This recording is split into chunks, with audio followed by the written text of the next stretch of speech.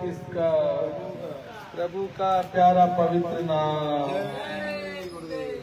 गुरुदेव मेरे दाता, हमको ऐसा वर दो। गुरुदेव मेरे दाता, हमको ऐसा वर दो। सेवा सुमिरन सत्संग मेरी झोली में भर दो। सेवा सुमिरन सत्संग मेरी झोली में भर दो। गुरुदेव मेरे दाता, हमको ऐसा वर दो। नफरत जो करते हैं उनसे हम प्यार करें। नफरत जो करते हैं उनसे हम प्यार करें। करते जो हमारा बुरा उसका सत्कार करें। करते जो हमारा बुरा उसका सत्कार करें। नफरत को मिटा करके तुम प्यार का रंग भर दो। सेवा सुमिरन सत्संग मेरी झोली में भर दो। गुरुदेव मेरे दाता, हमको ऐसा वर दो। मेरे मन के मंदिर में गुरुदेव तू बस जाए। मेरे मन के मंदिर में गुरुदेव तू बस जाए। जिसको भी देखूं मैं तेरा रूप नजर आए। जिसको भी देखूं मैं तेरा रूप नजर आए। दे ज्ञान काम रख तू, जीवन को सफल कर दे। सेवा सुमिरन सत्संग मेरी झोली में भर दे। सबरी की तरह सेवा और ज्ञान हो मेरा सा। सबरी की तरह सेवा और ज्ञान हो मेरा सा। श्रद्धा हो तुलसी सी और बोल कबीरा सा। ये अरज करे प्रेमी, सतगुरु पूरा कर दो। सेवा सुमिरन सत्संग मेरी झोली में भर दो। गुरुदेव मेरे दाता, हमको ऐसा वर दो। जय गुरुदेव।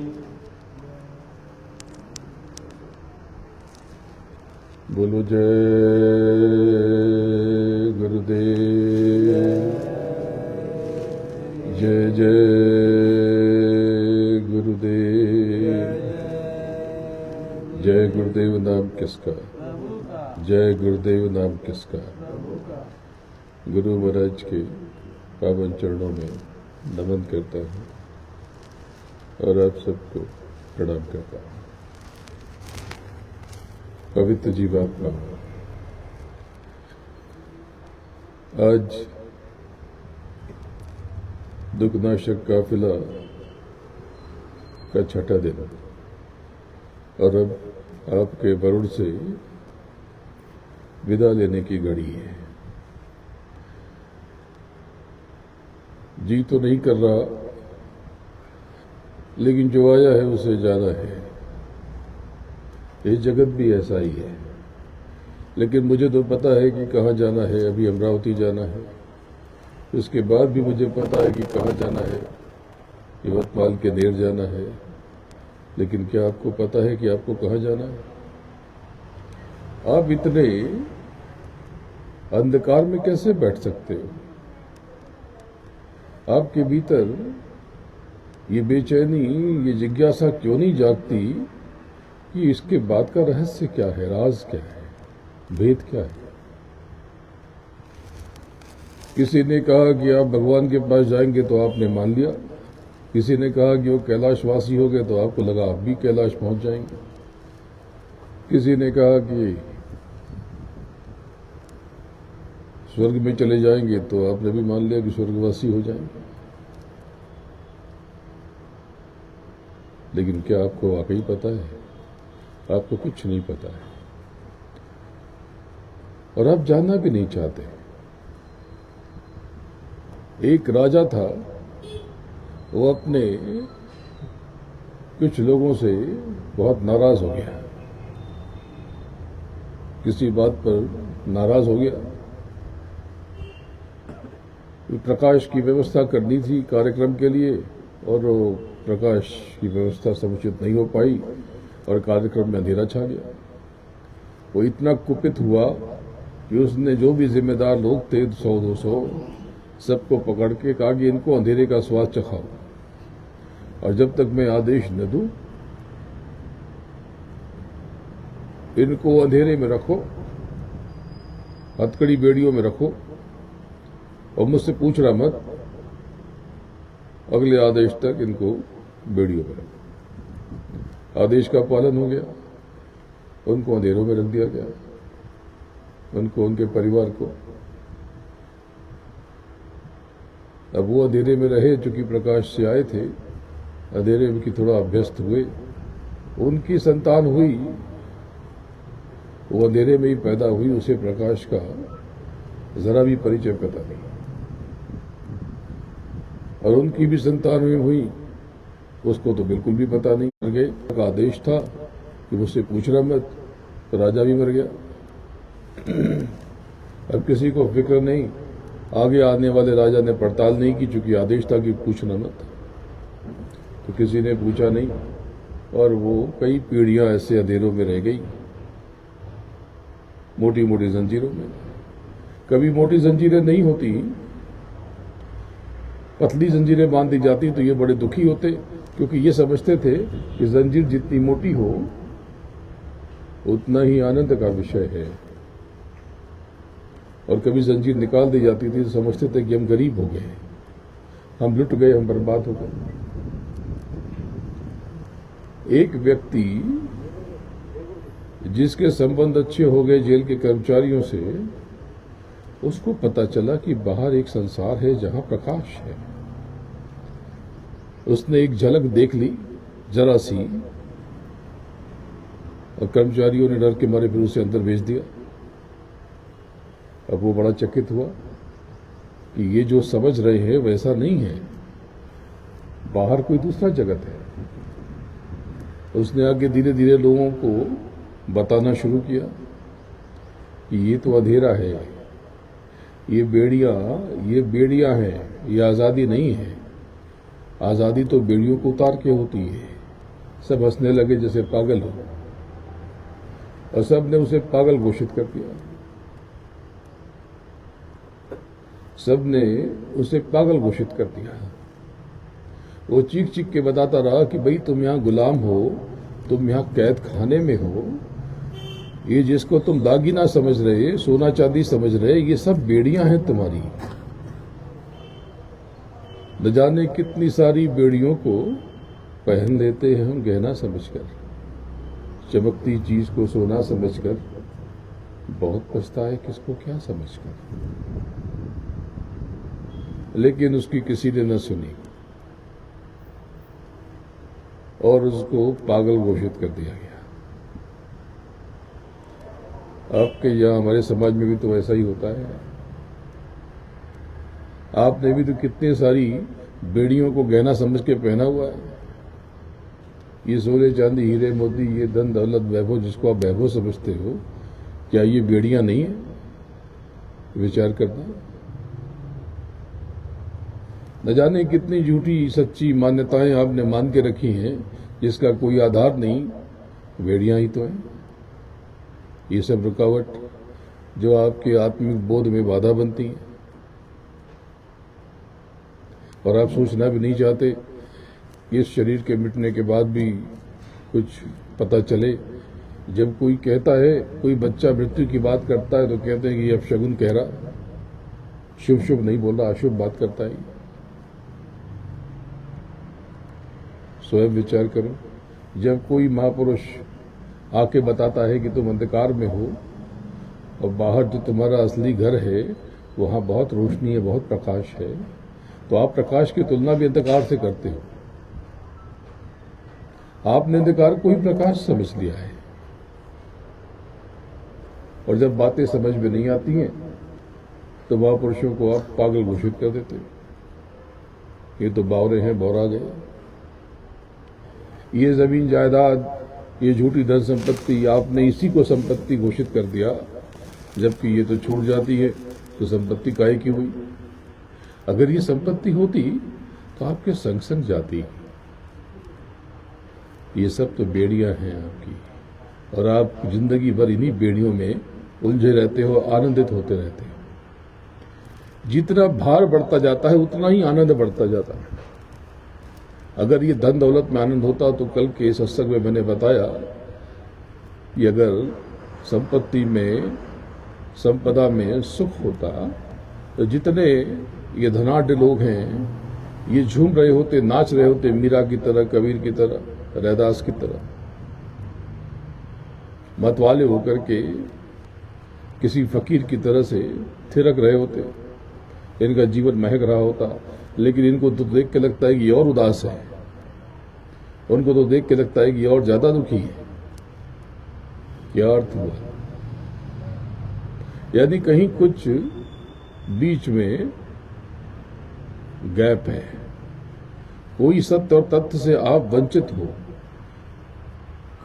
किसी सच्चाई को आप शायद नहीं जानते, कहीं कुछ भूल हो रही।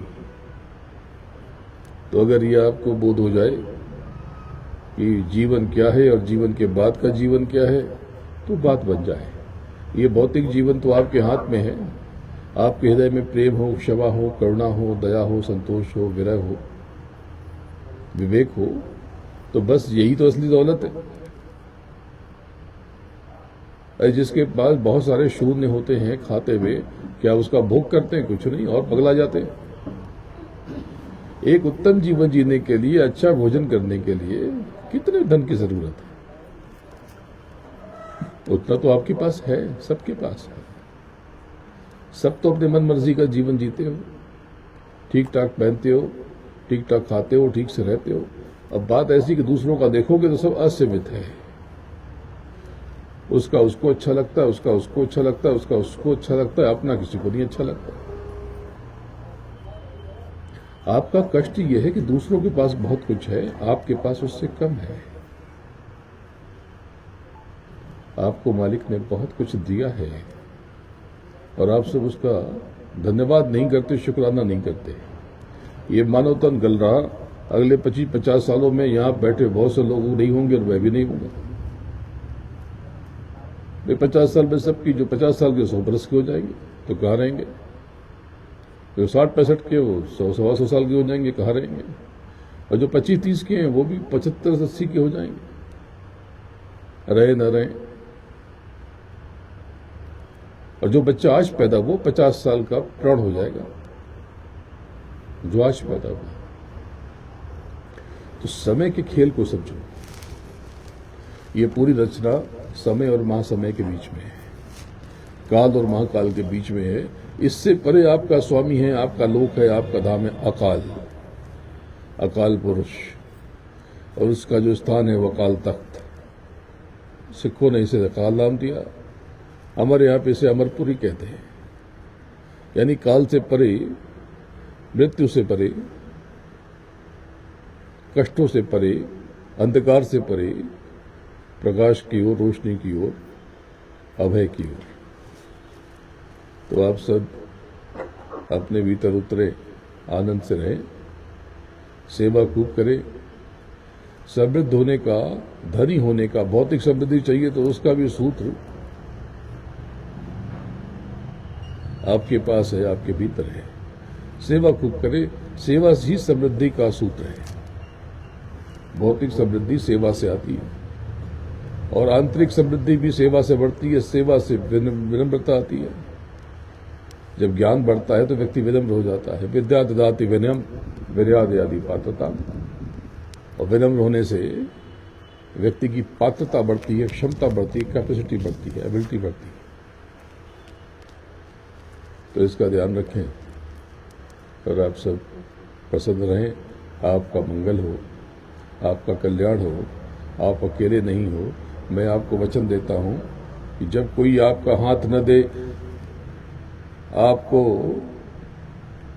रोने के लिए अपना कंधा न दे, आपका सहयोग न करे, आपकी सहायता न करे, तो मैं आपको वचन देता हूं कि मैं आपकी मदद करूंगा।